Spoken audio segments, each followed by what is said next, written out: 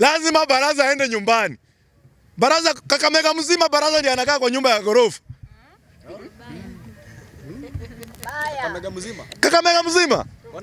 Kakamega mzima, Baraza ndiye akona maji ya pipe. Kakamega mzima, Baraza ndiye anavaa viatu na suti.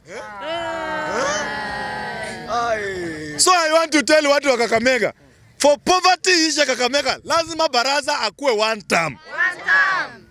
Baraza amekuwa mwizi.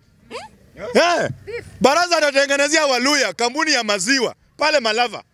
Na Waluya ng'ombe zao ni za kienyeji na wanafuga kwao. Zinatoanga kikombe moja ya maziwa. Wako na ng'ombe. So I want to tell Baraza, wewe unataka maziwa itoke wapi? Kama umejengea Wakale pale Malava, Wakale wanaleta maziwa Kakamega. Beba hiyo kampuni yako ya maziwa, peleka huko kwa Wakale nchini. Kwanza Baraza, wewe si Mluya, wewe ni Mjaluo. Unaitwa Fernandez Odinga Baraza. Hiyo ndio jina ya katikati. It's high time Waluya wajue Baraza si Mluya. Baraza, kwanza rudi kwenu, tutakuja tuangalie kama ulitairiwa. Hapo sasa. Unataka kuangalia hadi si ndio?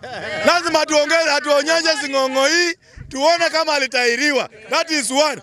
Two, na kwa Waluya si lazima tu tuambie umetairi, utuambie mwanamke mwenye alikuvunja, alikuonyesha kufanya hii maneno. Kwa Waluya ni nani na alioleka wapi? Hapo sasa.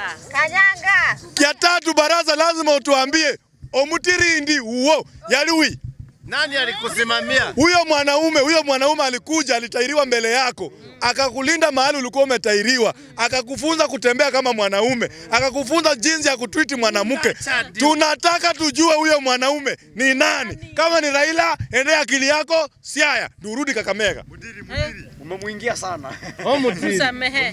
Na ndio si Waluya tunakuanga na Omutirindi. Na sio Omutirindi anafundishanga kijana tabia vile anavaa tembee.